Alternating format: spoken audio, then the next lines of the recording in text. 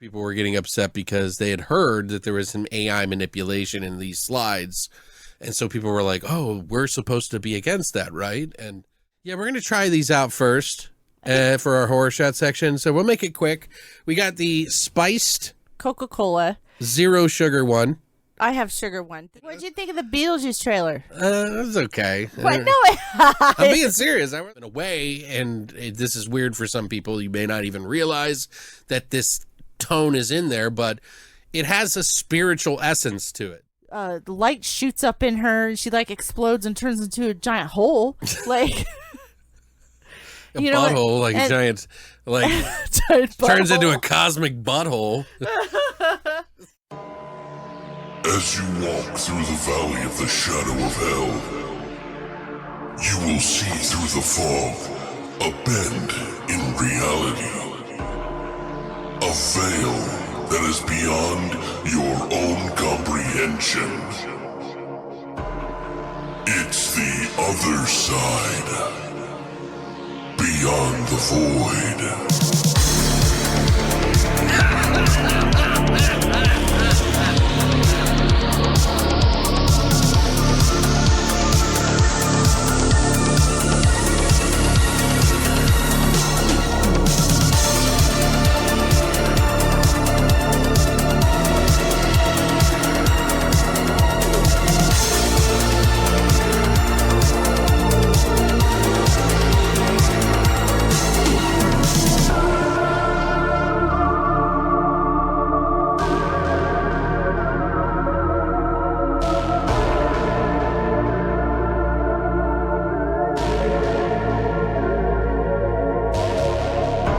What's up, guys, and welcome back to Beyond the Void Horror Podcast. That's right, it's episode 365, and it is our second episode live, or recorded live, for our YouTube channel. So if you're listening on our audio podcast, we do also have video, but don't feel pressured, either or, whatever you prefer.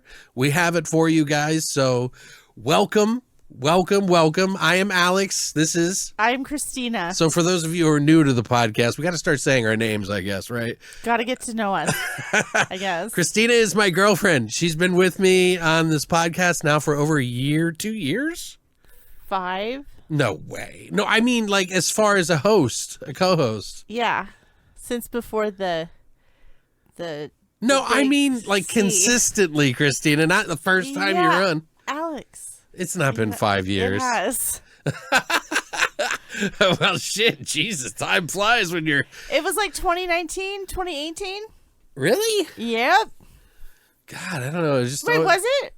That's what I'm saying. I thought you were only here for like 3 years. I don't know. What the fuck? I don't know. We'll figure it out. Anyway, Christina's been here for some amount of time, longer than a year or two. Feels like fucking 20 years. Somewhere between 3 years and 28. So I don't know. We haven't even been on the air that long. So, but this week we're going to be doing a episode on Annihilation. We did a community sort of poll on YouTube, and we'll probably switch it up and just move it around so that everybody gets a chance to do it. But I just felt like doing it on YouTube so that I could draw some more attention to these video episodes. But it was like, what was it? Like 50% of you guys chose Annihilation from 2018. The second up was They Live. So we'll probably end up doing that for next week, just as a, another movie. I was very surprised that nobody chose the Blood Diner. Yeah.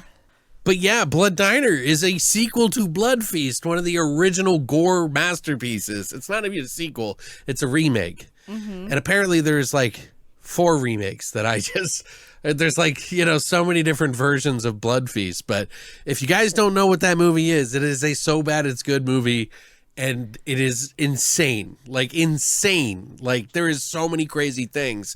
For this episode, I'm going to try to add some like video and stuff to kind of like put in there. So while we're talking, you guys can see it. I didn't really have much time last time and I didn't know the format. So just bear with us. Like I said, things will get better with time as I start thinking of things to do. So the last episode we did The Crow. Right. And people didn't like us too much for it. I mean, I don't think we got any shit I think people were more nice than not, but I think Yeah. a lot of them had some hatred for us, for even just like even talking. Mentioning about the remake. Yeah, like I think a lot of you guys have your bat blinders on, so Your bad boy. I think well, yeah, actually bats don't need blinders because they're just blind. So no wonder you guys don't know. I'm just kidding. No, we don't care. I mean, it's just for us. It was just not as memorable, so it was disappointing. We never said it was bad. Right. It was fine. It was a good movie. Yeah, we just said that it was a little cringy, and so we were Yeah. like not expecting that. We were like, God, this. I didn't remember the dialogue. It's being like so watching bad. an old video of you when you were in high school, and you're like, "Ooh, God, what was I Yeah. saying and thinking back?" But anyway, so yeah, we got our goth and industrial cards pulled, and Oh, I'm so, so we're sad. joining. I'm so sad. I'm gonna Yeah. go write a song. Yeah, why I'm don't so you guys go write some sad. poetry under a tree, you fucking idiot? I'm kidding. Yeah. Why don't you put on some latex and fucking climb buildings or something, you know? Anyway. Sorry. Anyway, what else is going on, Christina? Well, I watched Late Night with the Devil because Oh, yeah. you saw it. I didn't see it, so I finally got to see it since it was opening weekend. Yeah, she finally got to see it. I let her see one of the screeners that I got two, actually. And so we didn't get to see it in the theater. And to be honest, I really wasn't too pressed about it, but I think everybody should go to the theater. Don't get me wrong.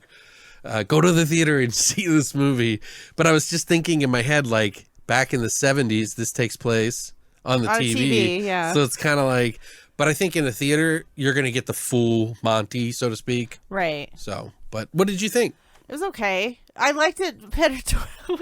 Oh, are you gonna pull my card now? They're going to pull something. It was okay. I like the ending. I like how it wrapped up. It was a little slow. We don't want to talk about what's in it, but yeah. I know I'm not. Okay. No, it was just a little slow for me. Okay. I don't know. I didn't know what You I were was expecting more, maybe? Yeah, I think I was expecting a little bit more, but it was Well, okay. Is It there was good. anything you liked about it, The maybe? ending, Thank you. which I can't talk about? So, Well, right, but is there anything you can mention that isn't spoilerific that you could talk about? the controversy with the AI in the movie, I Didn't care. I didn't care because they used to do like slides in between like segments and commercials in TV, and that's all it was, and it was only like 3. Right. Yeah, I was talking with the Rock. Oh, actually, I was talking with Splattercast because we did a deep dive on this movie, by the way, guys. So if you want to check that out, I'll include a link for you to check out afterwards of us talking about the film and like a deep dive. So if you've seen the movie, then you can spoil it with our spoiler talk. So, but we talked about that. We were kind of debating whether we should bring up the AI thing. Because if you guys don't know, What's going on? there was like some controversy that almost started up where people were getting upset because they had heard that there was some AI manipulation in these slides. And so people were like, oh, we're supposed to be against that, right? And so we have to. Well, yeah, we are. Well, yeah, but I'm just saying, I think like a lot of people jumped before really kind of looking at the entire picture. In this particular situation, I don't understand the difference between them using the AI in Photoshop. Well, I don't understand. Here's why people do not like AI. It's because it's replacing people's jobs. Correct? That's what we're upset about. We want Right? people Yeah, to because it's going to to- take my job. Right. We want people. We want people to get paid, and we want people to have creativity on their own without some sort of AI. Right. Right. So technically, there was nobody that would have lost a job in this situation because they had already hired the team to do it. And these people completely designed the entire movie. So they just ran it through Right. like a filter. Probably the post-processing part of the movie making where they were editing and all this other stuff. They probably had like no time. And this team of people, somebody decided to try out AI just to manipulate either one of their photos that they designed and change it a little bit, or take a AI photo and then they go back in and change on top of it. That's how they explained it. Mm-hmm. So one, it didn't take someone's job, and they did end up manipulating it, and it wouldn't have lost anybody a job, so to speak. So I thought it was a little too much to get upset about. But, I get it. You give them an inch, they take a mile. Well, I think people just are just quick to jump on that. And Remember when everyone got up in an uproar once like Siri and Alexa were in the Xbox? Because that's really where it was first. Yeah. Well, here's the other funny thing. Okay, so console. This is like I'm going to go back because like. Okay, so we had the issue when there was Xbox had a video camera, and it's like people look at the Xbox and don't think computer, but that's all it really is.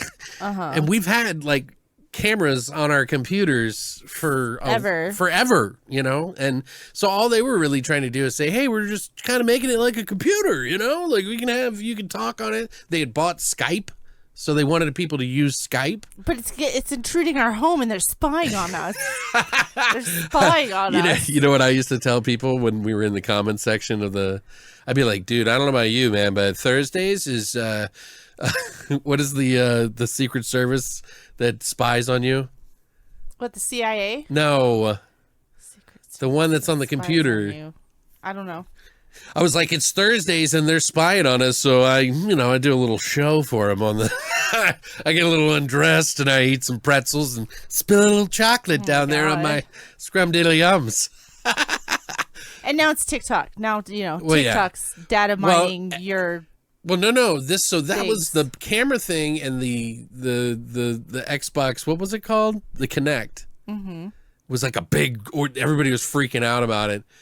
And they were turning it into a problem. And then now everybody uses Alexa. It's the same thing. It's like, it's like that meme where it's like the 50s. The government's tapping in on your phones, you know? And then the lady's like, hello, government tap. How do you make pancakes? So it's funny how this has changed. Then even that, if you think back even further, like video games on Steam are it's always been digital, a lot of it. You could use your codes and put them in from the physical discs and stuff like that and put it into Steam so that you could download it. But they didn't have that on consoles, so a lot of people were freaking out about that. Now everybody uses digital on PlayStation, on Xbox, on everywhere. You know what I mean? So it's just yeah. I think eventually it'll kind of settle itself out as far as AI goes a little bit. I think there'll probably be some legislation once somebody's manipulated something to cause some sort of bad thing, That's when it will That's happen. when it's going to really fucking take off, is like somebody's going to like do a fake presidency or something like that, and then everybody's going to be like, what the hell? And it's going to be like World War III starts up, and we're going to be like, well, maybe AI might not be so good, Anyway, but yeah, I don't think Late Night with the Devil is going to start World War III, and I think you should go see it. So please go out and support the movie. I think it's fantastic. I think it's a good film. It may not be the best film everybody's seen, but I still think it's a good film, right? Right. For an indie? Yeah. Okay. Oh, yeah, I do. Like, what did you give it a score of? I don't know. 6? 6? Yeah. Oof. That's rough. Okay. God damn, Christina. What'd you think of the Beetlejuice trailer? It was okay. What? No, I'm being serious. I wasn't really. You weren't excited at all? I know they didn't show much. Yeah. But just him popping out of the... Hey there. Doesn't that get you excited? Because it's so long. And I almost don't want to see a trailer, to be honest with you. Yeah. I don't even need to. Yeah, you just want to go in. I just want to go and just experience it. Like, you're right. It's for me, sometimes watching trailers is kind of iffy. I do watch them. I don't think there's anything wrong with watching them. Yeah, to get you to lure you into the film. But I mean, with this, we already know, you know what's going on. So I'm definitely going to be avoiding things. Ghostbusters, people have been saying some iffy things about it. Oh, really? Yeah, which is weird because I saw the it was a good trailer. That Ghostbusters trailer was good. I saw the half in the bag. Those guys, the Red Letter Media guys, they were talking about it today, and I watched the video of theirs, and they were saying that they were surprised that this one they didn't hate, that they didn't like the last one and they like this one better. I guess that's a step. But everybody else is the opposite. Oh, they like the other one better? Yeah, so which they thought was like a complete nostalgia grab, which I think the Afterlife was. Mm-hmm. It's the most nostalgia grab. I think that's what they were saying. So we'll see. I don't know. Maybe we'll go see it this weekend. Yeah, maybe. Maybe if we got time. Yeah. Anyway, I think it might be that time. Let's get spiced. Not for Dune 2. Horror shots!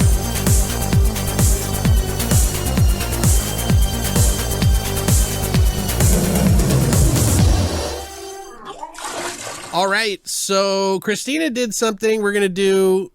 We're gonna drink these. We haven't drinking them yet. Yeah, we're gonna try these out first for our horror shot section. So we'll make it quick. We got the spiced Coca-Cola. zero sugar one. I have sugar one. You want to show it in front of the camera? This is a raspberry spice Coke. It's raspberry. Is that what it is? Yes. Okay. It's a limited time. So we're just gonna try it first, and then we got to drink that. Do you smell that? Yeah, then we got a drink that involves it. So,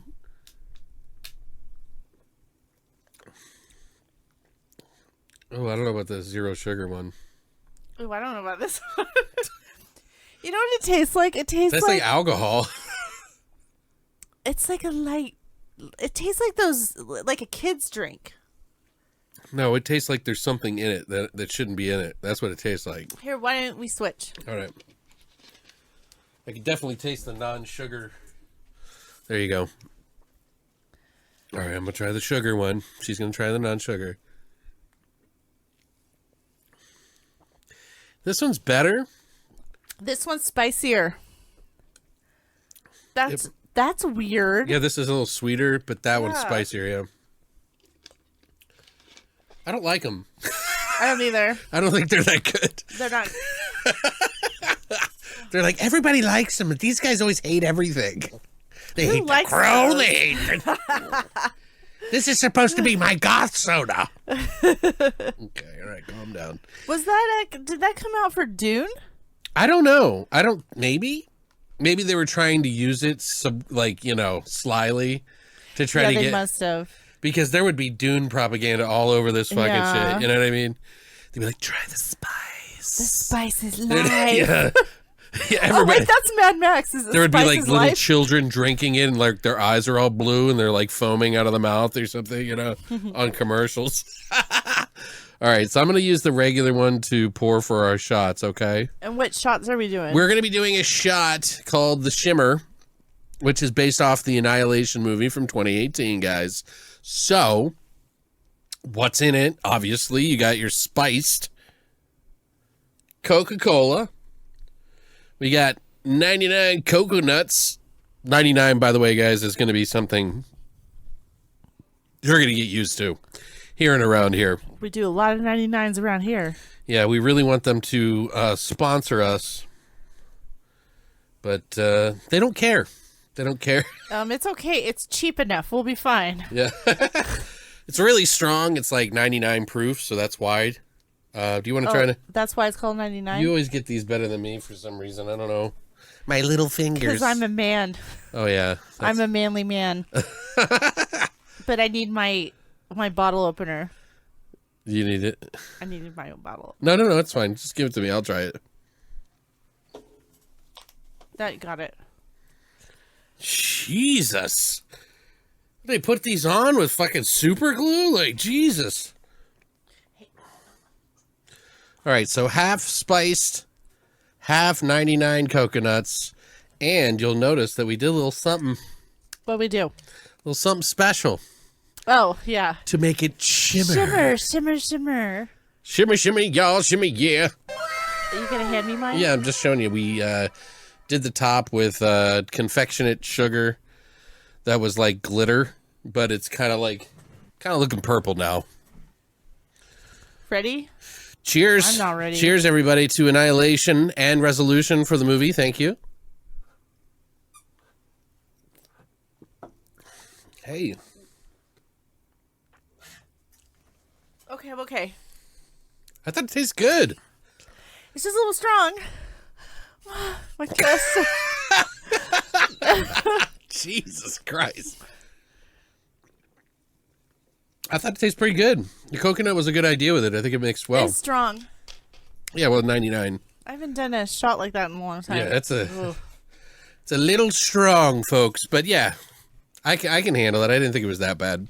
But yeah, guys, if you would like to try a shimmer from the movie The Annihilation or Annihilation from 2018, all you have to do is go to longlivethevoid.com and check out our hashtag horror shots section now. That's it for Horror Shots. All right, guys, so now we're going to go ahead and jump into our flesh and potatoes of your Community Choice Award winner, Annihilation from 2018. And we're going to go ahead and do that Right now.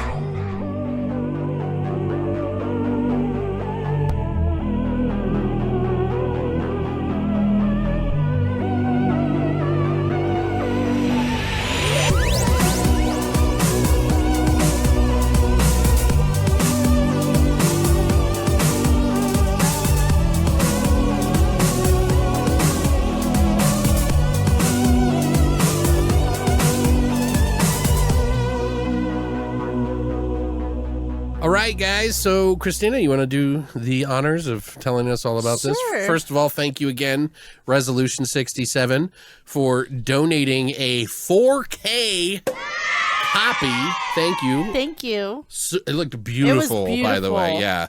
Best way to watch this movie, by the way, is to see the shimmer off the screen. Shimmy, and shimmy down my shimmy. pants and make me all happy. Stop. Shimmy, shimmy, Horrible. yo. That's horrible. All right, anyway, thank you. All right, Annihilation was released February 23rd. Oh. Before you go, if you guys ever want to donate or support the stream or the YouTube or whatever, you can donate your movies to us. There is a Amazon link down below for those who want to. It's not necessary, but it's there if you want. Sorry. You sure? Yeah, I want to let people know. Okay. Annihilation was released February 23rd, 2018. It's about a biologist that signs up for a dangerous secret. A secret? Woo, that shot's hit me. Secret expedition. Oh, that's a super secret? into a mysterious zone where the laws of nature do not apply. The taglines for this, I'm kind of surprised this movie had taglines for a 2018 movie, because usually they stopped doing taglines a while ago. Not really. Fears what's inside. The other one is one way in, no way out. Oh, I thought it was all what's inside. One way in, no way out. No, it was two different taglines. Oh, okay. Well, this is obviously written and directed by Alex Garland, who you may know did the Ex Machina movie about the robot and, you know, the whole, like, what is it called? Something Uncanny Valley thing with the robots, which is coming back to theaters, by the way, on March 27th. Thank you for looking that up. And upcoming Civil War movie that he's got coming out April 12th, which is a little too on the nose right now, but hey, what do you know? We're going to see it. He also directed Men, which Christina and I, on first glance and first viewing, didn't really love. And I think his films kind of have that tendency You a got little bit. to think about shit. Yeah, with you have his to kind of films. percolate. Let your brain percolate. And he was the writer on 28 Days Later, Sunshine, and The Beach, by the way. He's not just a director. He's also a writer, producer, all that. Oh, he wrote this too. From Yes. He wrote and directed, yeah.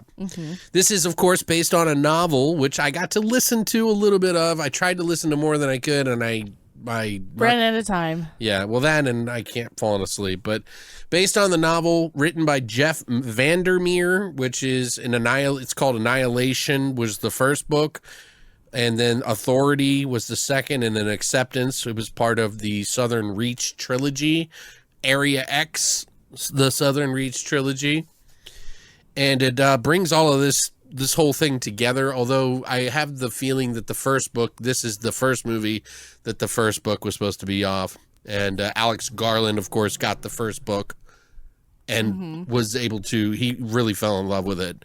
But yeah, it's got some pretty big stars in it too. We got Natalie Portman, who plays Lena. She was in Black Swan. Leon the Professional as the little girl, by the way. That was in 94. She was obviously Padme in Star Wars, Mars Attacks, V for Vendetta. I forgot she was in Mars Attacks. Yeah, everybody was in that movie. Yeah. Dude, there's so many stars in that movie. Yeah. I think everybody just wanted to be a part of that movie because it's Tim Burton. Mm-hmm. So, we also have Jennifer Jason Leigh, who plays Dr. Ventress, which she was in the newest season of Fargo, Possessor. She plays almost the same part Right. as in Possessor as this. Yeah, like a doctor. Yeah. Therapist doctor. She was in Amityville, The Awakening, which was the one where the kid's like comatose in the bed. Yeah. And he's got atrophy. Mm-hmm.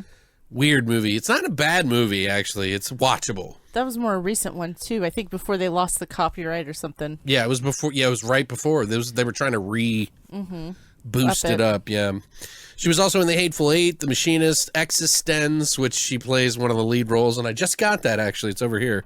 We also have Oscar Isaac, who plays Kane, who was also in the Star Wars The Force Awakens. Ex Machina, the Moonlight TV show, X-Men Apocalypse, Sucker Punch.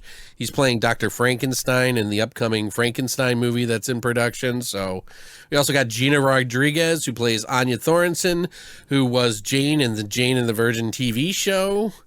She's also in Deepwater Horizon and Awake. And then we got Tessa Thompson, who plays Josie, who is the daughter of Mark Anthony, the singer, and was in the 2000 remake of When a Stranger Calls, and all the Creed movies, of course, too. So she was the girlfriend? Yeah, I think so, yeah. Yeah, of son. Creed. Yeah. Creed's son, whatever. Yeah, yeah. I can't think of his name. It starts with an A. She was also in Thor Ragnarok. She was like one of the like fighters. Mm-hmm. And she was in Charlotte in the show Westworld, which was a pretty big one for her. Benedict Wong is on this, also in this. He plays Lomax, the guy interviewing Lena on her return. He's real recognizable. He's Wong in Doctor Strange, obviously, and Martian, Prometheus. He did Martian, which is crazy. Yeah, exactly. Which is very similar to this in in a lot of ways. Like they're like watching from a distance. And but the budget for this one was $40 million, which is a lot. Opening week, it did $11 million. And gross, it did $32 million. Oh, is that a bomb? Kinda, yeah. I mean, technically, from a production standpoint, yes. Right. But I'm sure they've made their money back by now. Yeah. Christina. Oh. What'd you think of the film? Watching, is this your first time? No, this is like, okay, I think this is like the third or fourth time I've seen this. I'm pretty sure we went and saw this in the theater. I can't exactly remember, though. It is one of those movies you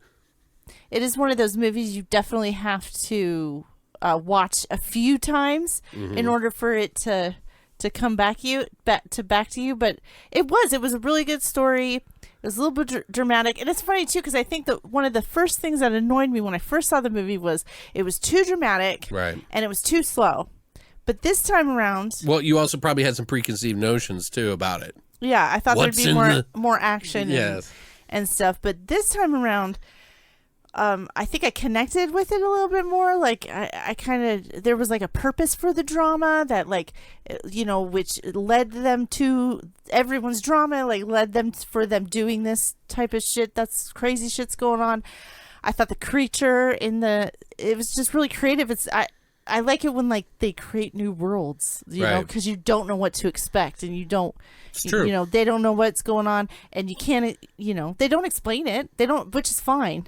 And it actually made me think of that Melancholy movie. The one Melancholia, the one where the moon crashes into the earth. Wasn't it the earth crashes into the earth and then they like... I thought the moon crashed. Maybe you're right. Yeah, the moon crashed into the earth. I don't remember. And then, but that was one of those movies. God, I just fucking hated it so much because it was slow. But I think about it all the time. Yeah, and that's like this movie too. It's like, was that named Gwyneth Paltrow? No, it was Kristen Dunst. Oh, Kristen Dunst. Yeah, okay. Kristen Dunst. But yeah, I think about it.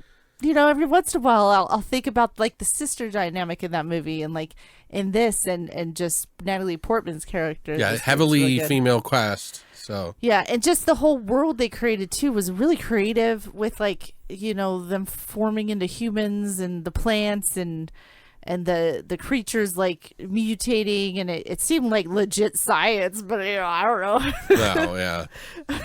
But then the music was really good in it. Yeah, I really liked it. But this time around, I give it like a 8, 7. Okay. No, I give it 7. Whoa. Well, so 7.5, because it seems like you're in between Yeah, there. I guess I hate decimals. Well, Ugh. I'm kind of with you on this. I mean, this was the first time I saw it. I was like at a 7 to begin with. Like I was like, I really am into Lovecraft and I love creatures and I love people going crazy.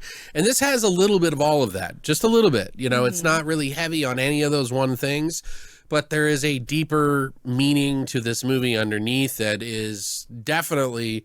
I connected with the material on that way more this time than I ever did before. So it was a little bit more of a profound experience for me.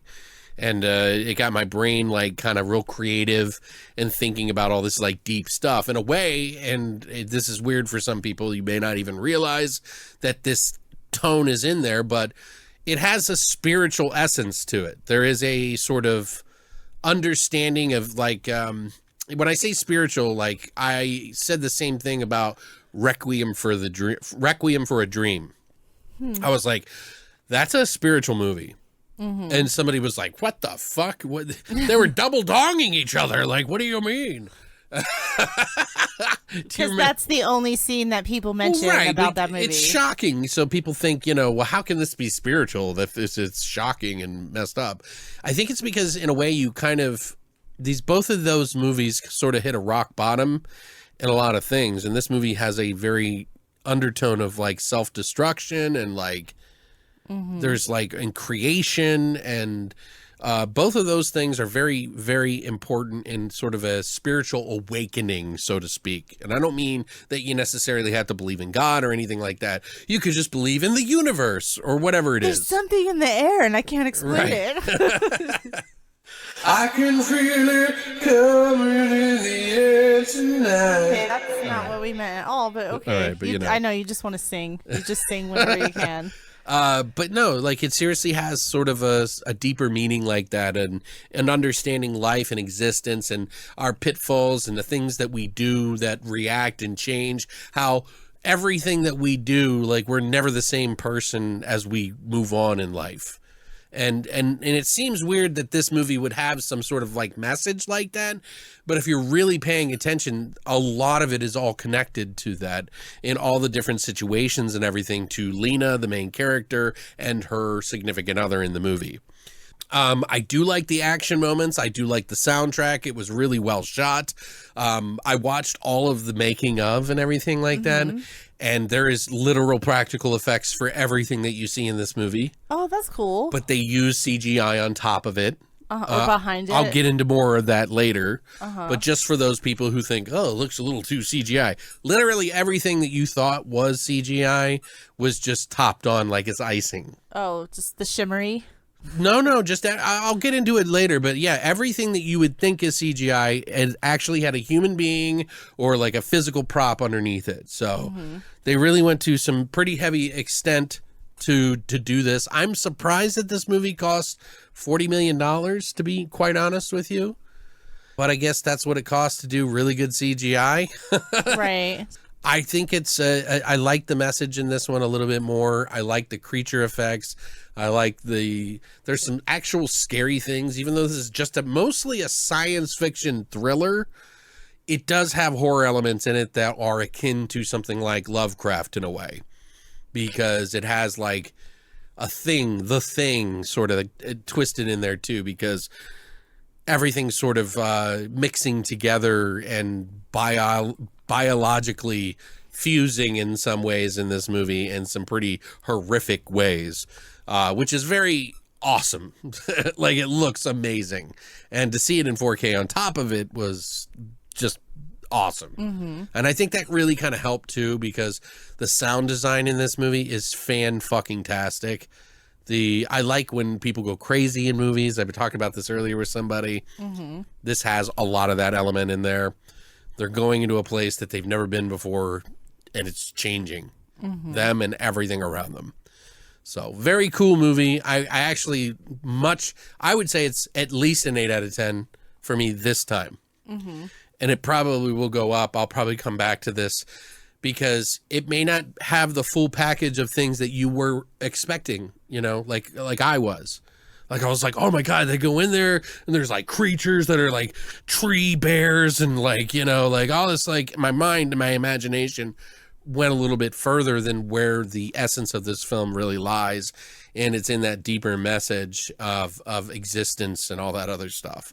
So if you can kind of get into the deeper message of that, you might like this movie more seeing it a second time or your first time. You might get it better than I would have gotten it because I was expecting this action sci-fi crazy film, and it's much deeper than that. So, but yeah, I would give it about an 8.5. Like, I really think it's a good film. Yeah, it is. It's a fantastic film. It makes you think. The ending is kind of aloof a little bit, and it kind of makes you kind of reflect on everything that happened in the movie and think about the deeper points that I've been bringing up. Right. And it was stirring in my brain the whole time. It's been stirring in my brain since yesterday. Since we watched it. Yeah. So, yeah, there's something to be said about that. I think Alex Garland is one of those people that, you know, yeah, obviously he has some messages that people don't like necessarily, but I don't think he's inaccessible. I don't think he's trying to be like advertently inaccessible or something to a certain demographic. He's just writing from how he feels. And that's who he is. That's why he wants all these women in the parts because, well, the book had them too. So it's not like he chose that. Oh, the characters? Yeah, the characters were in the book, by the way, which I will go over a little bit in the extras because I did listen to the audiobook of the first Annihilation. Yeah, about an hour and a half in. So, but yeah, so 7.5. We got about 8.25 between the two of us, which is a solid film. I know some of you wrote and said they hated this film. Well, I understand. I understand. Maybe it's not their cup of tea. I wouldn't say hate though. But when I first watched it, I didn't like it. So I mean, I kind of understand why people wouldn't like it. Right. Well, yeah. I mean, and of course they're going to say that they hate it and it's pure garbage. Well, it's hard for me to understand something else as a reviewer because there's still good things in it, whether I like it personally or not. That's why I always say, if the film's made properly, if it's doing what it wants to do, if it's technically, it got a technical prowess to it, regardless of my personal interests, it still gets a 5. Right, but yeah. You see what I'm saying? Like, and then the rest is like what I think it did well or did not well with what I like, and the last top 2 points are pretty much my personal feelings. Right. But no, the guy in the comments, you know. Oh, yeah. I'm not saying he's wrong. They're never going to, think of a film like that. Right. Or they would be commenting, pure garbage. I'm just explaining it to you guys. I'm not saying that you're wrong, whoever that was that wrote that. Oh, yeah. Your opinion is totally right. Exactly. There's no wrong opinion. I just think that for me, as I have to be as like a reviewer, I think about these things like way too much. So I have to come up with a system of how I enjoy or not enjoy movies, or how well it's shot, how well, all these things it does, so. But, yeah. I think we're going to go into our spoilers a little bit here and probably get a little deep with some of it. So I got a little bit of trivia that we can kind of sink our teeth into. But if you haven't seen it, you can actually rent it on Amazon or buy it on 4K like we did. You can also watch it on Pluto, and that's for free. Yep. With commercials. Right. Okay, so they have the VOD service now on Pluto. I didn't know that they... It's on demand. On demand. Sorry, VOD. Anyway, if you don't want anything spoiled, here is your warning. Spoiler alert! Spoiler alert! Die! All right, guys, so I got a few things that we can talk about in this movie. I won't go too far because we only have so much time to really kind of wrap everything up here. It seems like these are going about an hour now. Good. I'm trying not to, but there's just so much information. You just can't shut your mouth. It's hard, man. I like talking about movies. It's easy.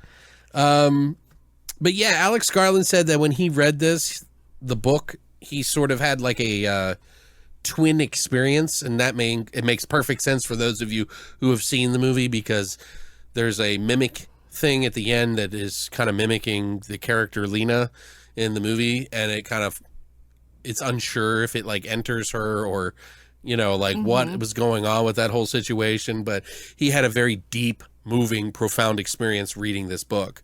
And he also said that this book was very hard to kind of put into some sort of format, because this, if you're listening to the book like an audiobook, it does kind of just throw you into the middle of it, right in the middle. And it's like, oh, and then it jumps around. There's not a lot of dialogue between the characters. It's really a lot of descriptions of like what's going on around them. And so that did kind of leave him room to kind of come up with a dialogue and a story and things like that. But ultimately he wanted to write not as a from the story directly, but his personal experience of reading the material. Oh, okay. So he got it on a deeper level than maybe the book is. And I can't say for sure because I haven't read the book yet. But there are a few changes in the book that I noticed right off the bat. Instead of 5 people going into the Shimmer, or Area X as they call it in the book, there's 4. All the same people, except for one of the people is not in there. And I think it's the military girl. Uh-huh. I can't remember because there was like a surveyor, biologist, a therapist who was the leader, and somebody else in the movie. Right. There's like 5 of them. I can't remember. They weren't allowed to bring in any kind of like modern technology with them into the area. So they couldn't use cell phones. They couldn't use. Oh, that's why they had old camcorders? Yeah, they couldn't even use we were wondering about that. compasses. They couldn't even bring cameras in the book. Oh. They could use still photography. Huh. Or film reel, I think. Uh-huh. But I think, yeah. Oh, they couldn't do video cameras and stuff then. No, but they were definitely supposed to keep a diary of everything that was, kept in this. So it's interesting, to see how he kind of changed it from that to a more personal movie where the mimicking thing is. I don't think the mimicking is in the book, maybe. I don't know 100%. You haven't gotten there yet? No. It's about a 6-hour listen, and I'm one, hour and a half into it. So Jeff Vandermeer, who wrote the book, also said that the first book he got the idea for on a hike. He does like a 14-mile hike occasionally or every day, supposedly. Like that's kind of how he made it seem anyway. But he basically wrote the first book based on his trip for 14 miles each day. Oh. And so him describing all these things in it is his imagination sort of running wild with it and kind of like, doing that. So he said he often gets his ideas from hikes in general, and that's why he does it so much. Oscar Isaac, who was in the film as Kane, the husband of Lena. Right. He was working on Star Wars while he was doing this movie, literally a few... at the same time? Yeah, a few lots down from each other. So he would leave Star Wars and then come to work on this film. Uh-huh. They'd agreed upon them. Time slots and stuff? And the one concern they had was that Isaac was concerned with, he said he didn't want to pass up an opportunity to work with Alex Garland because he wants to be in every one of his movies. So he said, I thought I was going to be really tired doing this. He said, but I actually found it to be very energetic. Uh-huh. So while he was doing this film, which isn't an energetic role for him, he's pretty much playing it like an alien. Right. Or somebody that's been changed somehow. But he was just exhausted from doing his shoot in Star Wars. Yeah, he was exhausted from Star Wars, and he was energetic about doing this because it's right. He feels it's a little bit more substance. Obviously, it's not that he doesn't like the work over there. Right. He's great in the Star Wars films, but they filmed this entire movie linearly, so from start to finish, it went the way that it did. Oh, neat. That's minus weird. A few parts. You know what I mean? Oh, like some of the flashback stuff. Probably. Yeah. Probably that just makes more sense to shoot it all at once than right. But he does it in order, so even if those parts were shot separately outside of it as a flashback, he does it in a timeline so that the characters and the actors have this connection grow over time. And he says it really does help. Also, Alex Garland is one of the people that is embarrassed when people give him all the credit for doing a movie. Oh, because he has like such a great team of people that he trusts. And like he literally said that when they were shooting this, he would be like, this is my vision, and then they would one-up him. Oh, wow. All the time.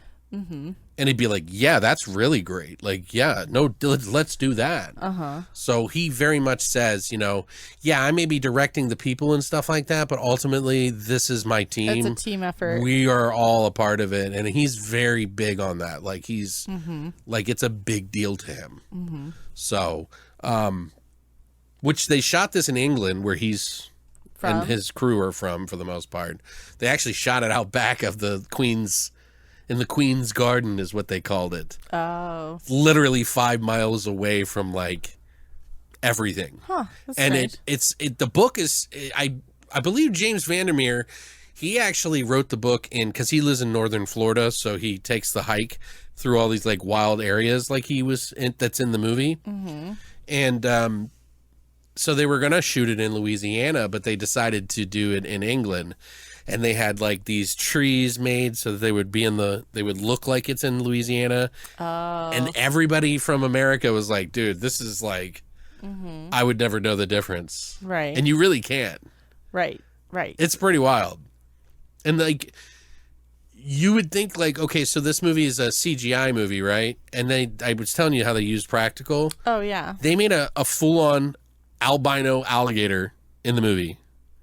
Really? Yes. And they literally, I mean, yeah, it wasn't like painted up or, but it was exactly how it looked. Mm-hmm. And they pulled it in the water to make it go in. So what it would look like, because they can't CGI the water. Right. They can't CGI the reeds in the background that are like moving. Right. So he wanted to do that. He's a very visual person, as well as, supportive of CGI in a way. So he kind of really mixes the two of those together, which I thought was really cool. The process of them doing that with the bear in the movie, they had a guy in a suit and a bear. They had actually, as a matter of fact, when the bear is like going around smelling them, and there's 3 chairs in that really crazy scene, that was Alex Garland. Oh, was it? With his hands in a fake bear head, like puppetronics. Well, no, it was just a straight bear head thing that he could stick his hands in. They had one that was also on like a big rig that its eye could move, and like its mouth could open. That's crazy. And like its eyebrow could fucking move. And then they did the CGI over top of that. Oh, it's crazy. And then they even had a guy who was in a suit who was wearing like this foam to kind of mimic the shape and size of it. And he was like slamming the girl up against the wall. Oh, yeah. And then ripped out her fucking throat. Right. Yeah. Yeah. I forget what that girl's name is. I can't remember. Rodriguez? Yeah, that was her last name, but I think it was like Anya. Anya. Oh, Anya. Oh, the character name. Because she comes in and she shoots that bear. And I love how it doesn't go down right away. Right. It's just like barely dead. Oh, we're going dad jokes. Sorry, I wrote it there, and I was like, my God, I didn't mean to do it. It was just there. But yeah, they were like pumping it in the head. That's one of my favorite things in this movie is that bear. Did you like that? Oh, yeah. Yeah, and when she was shooting at the alligator, too. That's a classic Yeah, scene. well, her all... Boom, boom. Yeah, it's just like that. Yeah, that bear was crazy, though. The thing that's scary about it is that it screams... Yeah, the voice. Last person it killed or whatever. Yeah. Supposedly, Alex Garland said that what the bear is screaming is relevant to Kane and Lena's relationship. Oh, that's weird. Help? Yeah. I don't know what it was, but he said that it was directly associated with the two of them, their relationship. That's weird. Yeah, I don't know. In Anna's voice? Okay. Yeah, I guess so. But, because, in this world, everything is like kind of mixing together. It's like part of the same vat. Right. It's like you're in a big bubbling stew of stuff and everything is connected in some way. It's growing and changing and... Right. Yeah. So it's like, and if you even notice that the bear, it's screaming like a woman, which is just horrifying. They have that in the movie, by the way. Or in the book, sorry. Oh, what? They talk about like this scream that is unsettling and they don't know what it is in the middle of the night. Oh. And I don't know that they put the bear in the movie, but they did have a boar that was all fucked up. Mm-hmm. Or did they do 2 different things for each of the creatures? No, I'm saying in the book they did not have a bear that I heard of or saw yet. They just heard the scream. I think Alex Garland decided to put a bear in the movie instead of, because it's more visually maybe scary. Yeah. They came up with the look of it too. If you notice on the left side of the bear's head, there's like a human skull. Oh, okay. And even further, like the like details, it has human teeth inside. Oh. So, yeah, it's got a human voice box that it's yelling. Yeah. Yeah, which is just, that's so unsettling. Yeah, it really is. I remember seeing it in the theater going, ooh, what the fuck is that? What are they trying to do here? Yeah, one of my favorite scenes was when they were at the outpost, and it's the first time they saw it, and it flings the other girl. Oh, yeah. Yeah. That was scary. Didn't drag her out into the, like... It, dragged her off, because remember, they left the next morning. Yeah, because they had that big love, talk on the boat, and then she gets taken off. Of course. It's like, as soon as you connect with a character, they're dead. It's time to go. Yeah, time to die, bitch. Yeah, I noticed when they start laying heavy in some movies. Oh, yeah, they're going to go. But some movies are smart. Like, you start to get that vibe, and then they, they juke on you. Right. And then it's somebody else, which I love when they do shit like that. That, to me, is kind of a jump scare. Mm-hmm. But that's, like, a smart jump scare, because it's, like, I don't know, lateral thinking. Clever. Yeah, it's clever. It's clever. Clever girl. Yes. That's fucking Jurassic Park. Clever girl. Oh yeah, it is, isn't it? Because she's talking about the fucking creepy raptor. Silly. So, do you want to talk about what kind of the meaning is in this a little bit? Because I feel like there is some meaning to it. So all the ladies who went out there, it was because it's like they had lost something in their life, or they were just at a not good point in their life. Yeah. So it's like their tragedy kind of. I don't know. And I like how every single character, they all ended up something different. It wasn't just the same thing, like killing him or getting him. It was something different for all of them. Okay. You know what I mean? Sure. Because because you don't even know, because Natalie Portman's getting mimicked, and the other girl just turns into a plant, and then the doctor the light shoots up in her, and she explodes and turns into a giant hole. A butthole, a giant, giant turns into a cosmic butthole. And then the other one just gets killed by the bear gets her fucking throat ripped out. No, I mean... she went crazy, You're just, naming things off here. I'm talking about what... She went crazy, though. See, each and every one of them went different, but I know that you are more clever thinking than me. So what spiritual thing are you talking about? First of all, there's the whole story between Cain and Lena, which she was cheating on him. You find out throughout her going through, she's having recollections of her cheating on with the guy at her work who was married, and she slept with him while her husband was away all the time. It was in the Shimmer. Yeah, she was dreaming about him in the Shimmer. Right. And that's why her husband, he had found out. Oh, it must have been when he was in the army or on a mission or something. Something about him finding out is what made him do this specific mission. Right. That he went in on, because he comes out and just shows up at the door one day, and she thinks he's dead because he's never... For a year later, he shows back up. Nobody's heard from him. She's never let go of him. She's felt guilt over it. She's even the guy's trying to hit on her, the guy that she cheated on him with, and she's like, no, don't even touch me. I wouldn't, if I was in that situation, I had cheated on my husband who died and I hadn't seen for a year, right. I would be feeling pretty fucking shitty. Yeah. And I wouldn't want that guy touching me again. Right. You know what I mean? I wouldn't want whoever it was to be in a relationship, because I would feel terrible about it. But yeah, he shows up at the door and he's there, and you find out later that the reason he left and went to the thing was because he knew that she was cheating on him. Right. And so he was just done with life. And he surprised her. He's like, yeah, today's the day. And she was like, I thought we were going to have this whole special day. Anyway, The thing that really struck me the most in this movie is when she comes out of that whole situation and she makes it out and she's in the room being interrogated by the guy from Kong or whatever from... Right. I can't think of his name. Wong. Wong, sorry, I said Kong. Oh my God, Alex. Wong, yeah, Benedict Wong, Lomax. He's like, well, so what was in there? And like, oh, so it was an alien. And she's like, yeah, it was an entity of some sort of alien creature. What did they want? And she's like, I don't think it wanted anything. And he's like, well, it destroyed everything. And and she was like, yeah, but it didn't destroy. It was trying to create something new. And then I thought about like, okay, so, and then they said, what made you come out? What got you out of here? And it was because of that connection she had with Cain. Back to Cain, yeah. She said she went in for him because she owed him a way to find out what was wrong so she could try to help him. Mm-hmm.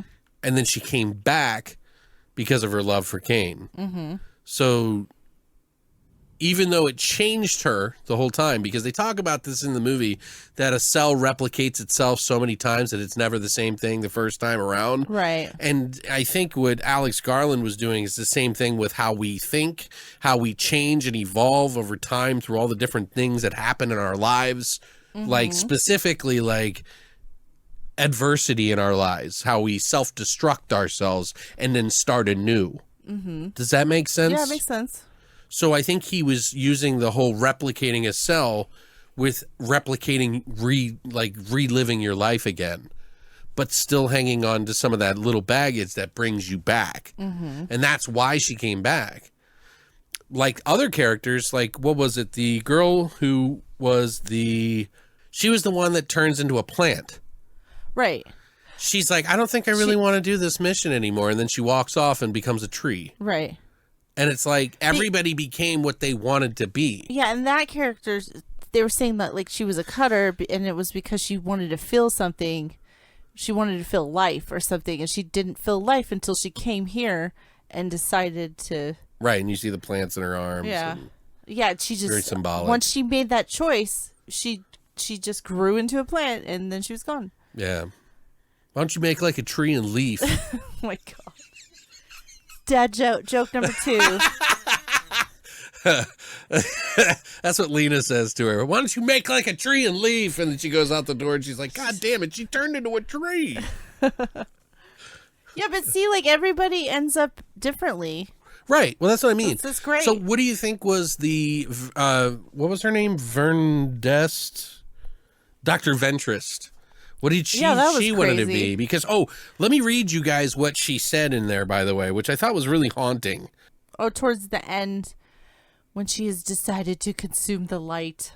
She's like, Dr. Ventress, and she turns to her, and her face was like black, by the way. Like, it was like there was no eyes, there was no face. The mimic got her.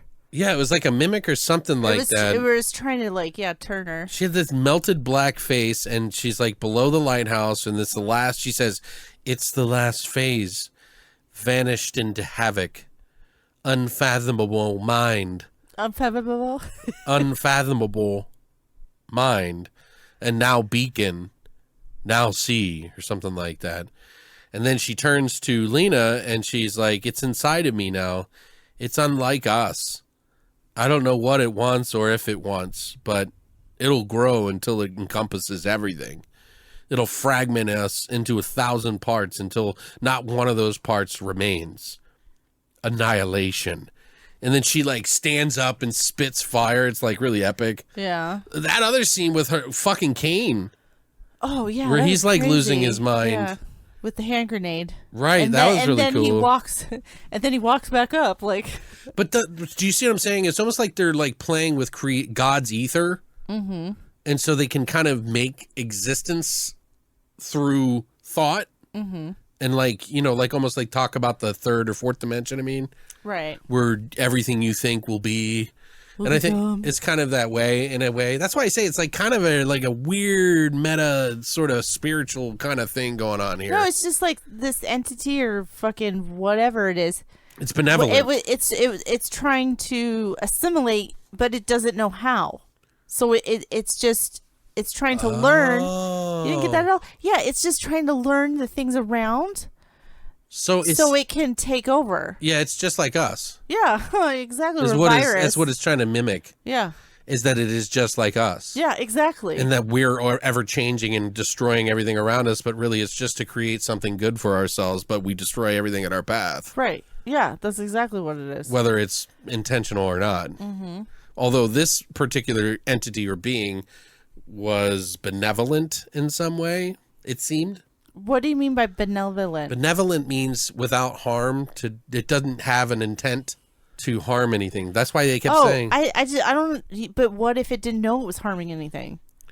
It doesn't matter. Like, I don't think it didn't have intentions to do anything. To nothing. It had intentions for nothing. Right. That's what benevolent. It was just trying to grow. Anyway. I'm pretty sure that's what. All right. Now we're gonna look it up. I wasn't arguing with you. I wasn't arguing with you. No. Now you got me second guessing though. That's why I'm not mad at you. I didn't even know what the fuck I was doing. Benevolent. There we go. It means well-meaning and kindly. So I guess maybe it isn't benevolent. Like you mean. But I just mean I wasn't trying to do harm is all I meant. So right, I don't think it knew. Yeah. What harm was. It's just trying to exist. Right. And I think that's kind of like how we all are, right? Yeah. Which it kind of, what I'm saying kind of explains like the end scene when it's mimicking her. Mm-hmm. And then when she put the grenade in its hand, like it didn't know what the hell. Like it didn't know. So it started mimicking the grenade. And then it would just, I'm going to just set everything on fire. It didn't know. I'm going to just kill myself. Like, it didn't know. I like how it was, like, touching the wall, and then that caught fire, and it was mimicking the fire, so it couldn't, like... it was like, and then it started mimicking, the fire started mimicking. Right. Well, it's kind of like how sometimes our lives get out of control, sometimes in a way, so, you know. Yeah, I didn't know what the fuck I was doing. You're like, help me, my ass is on fire. Stop, drop, and roll. Didn't it know stop, drop, and roll? Yeah, what the fuck? You couldn't have picked that up from eating a human brain? They didn't eat a human brain. What are you talking about? Oh, you're talking about fucking... the bear. Yeah. Like, if it's contacting I'm gonna eat your brain and gain your knowledge. Yeah, that's how it works, bitch. Yeah, there is that connection of the thing and, like, just because it kind of, like, the aliens. Yeah. And, Alex did say, he was like, I'm not gonna lie, Alien is one of my favorite movies ever. Right. So I mean, he's like, obviously there's some connection there too, with it kind of like soaking it up and like creating one big thing or whatever, or separate pieces of one big thing. Mm-hmm. So it also kind of means that we're connected in a way, but that we self-destruct even though we feel alone, even though we're connected, right? I think you're starting to just get too deep. No, I really genuinely think that that's what he was trying to do in this movie. It's like, he said it was about self-destruction specifically, but I think it also means a lot more than that too. Okay. Like I said, self-replicating selves, repeating your life, restarting anew. It's all connected. We're all connected. Come on, Men. We watched Men and they kept like rebirthing each other. Come on. He's definitely one of those people that think like that. Oh, yeah, I know. Good movie. I liked it. I don't know. What do you guys think? Is that too far? Are we going too crazy with that? Too much feeling. Is it not benevolent? Not benevolent enough. What? What did you call it? Not benevolent enough. Bitch. Anyway, guys, thank you so much for coming by this week. Thank you, Resolution, for providing the entertainment for us. I can't even speak right now. We are going to be doing another movie next week in 4K. We got the steel book of They Live. I'm excited. I haven't seen that in forever. Yeah, I think we did it on the podcast once before, but since we're doing videos now too, it's kind of like might as well, Yep. But yeah, so if you want to check that out, do you know where it's at? You said it's on Apple TV, and you can rent it for $3.99 on Amazon. Right. Or you can pick up a copy for yourself. Exactly. All right. Well, thank you guys for coming by and supporting the channel. Murray's going to say hello to us and probably bark on the way out. So what do we do? It's a video. But thank you for supporting the channel. Thank you for supporting the YouTube. Sign up for the giveaway because we're going to be announcing something soon. So definitely put your names in the VIP club, which is the link down below. And you can find it on the website everywhere you go. So, but thank you for coming by. And as always, Long live the void.